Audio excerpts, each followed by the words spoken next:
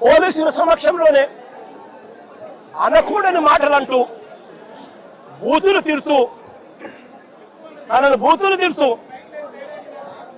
తన కారు మీద దాడి చేస్తే రాంబాబు అన్న